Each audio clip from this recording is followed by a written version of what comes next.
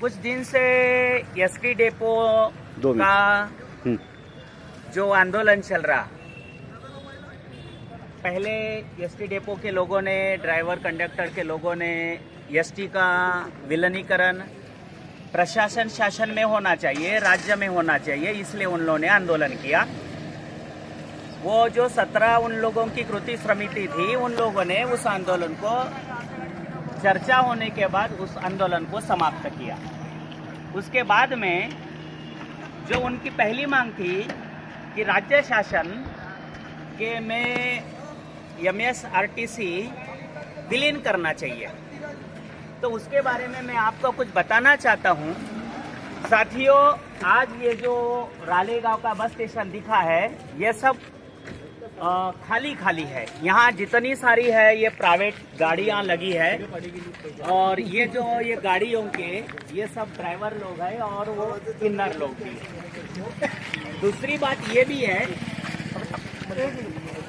बात ये है, ये गाड़ी वाले जब बाहर लगाते हैं गाड़ियाँ और भरते हैं, तो पुलिस प्रशासन इनसे हफ्ता लेता है। दूसरा पॉइंट, सरकार भी इनको बस स्टैंड से 200 फीट दूर तक गाड़ी खड़ी करने के बाद उन लोगों को वो गाड़ी चलाने को देते हैं।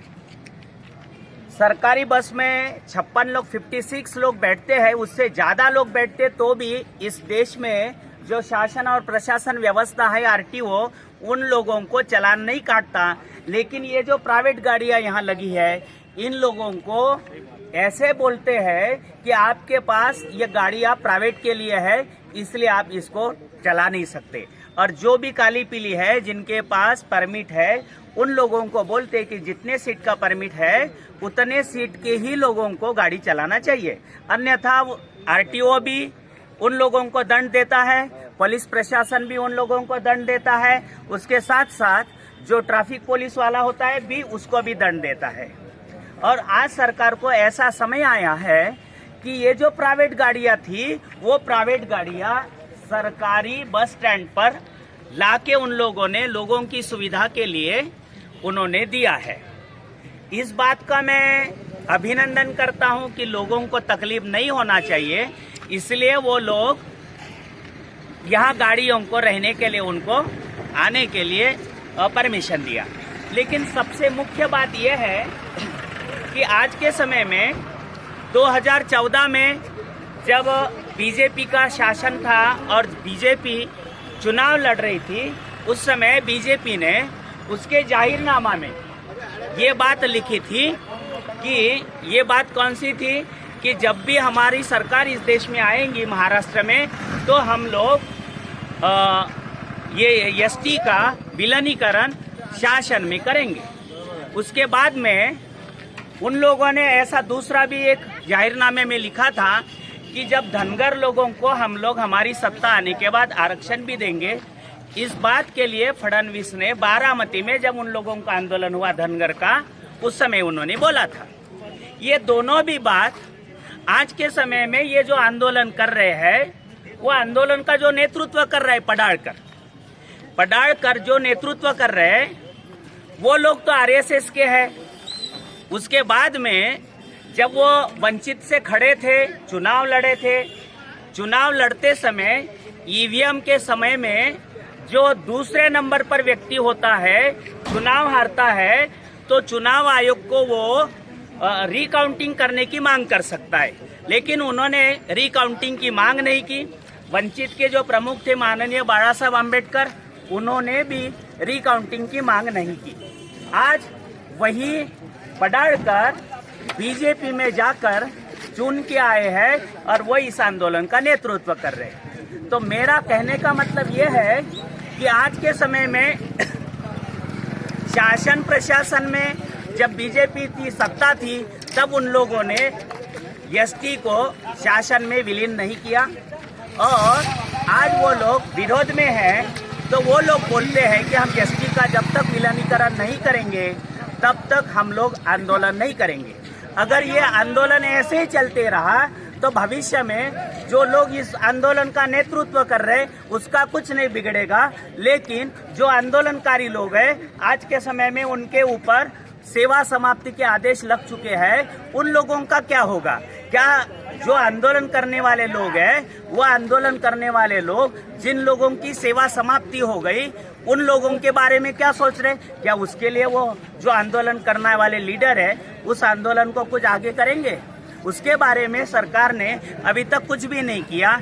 इसलिए मैं ये कहता हूँ साथियों कि जो भी महाराष्ट्र में 40 महामंडल है, अगर एक महामंडल का अगर सरकार विलीनीकरण करती है तो 40 महामंडल का भी सरकार को विलीनीकरण करना पड़ेगा। इसलिए जब एक सवाल का जवाब देते समय बनगुंटीवार साहब ने ये कहा था कि विलीनीकरण हम लोग शासन में नहीं कर सकते।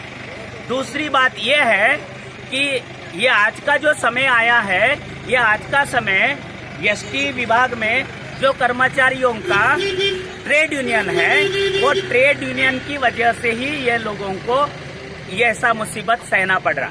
क्यों कि जब भी ट्रेड यूनियन के जो नेता लोग हैं, उन नेता लोगों को बगैर बोले कामगार लोगों का आंदोलन या कामगार लोगों का नेता लोगों को बोल के एसटी का खाजगीकरण करने वाले हैं और एसटी का खाजगीकरण हुआ है। उसका पहला पॉइंट है, एसटी में शिवशाही वाली बस आई, वो प्राइवेट है।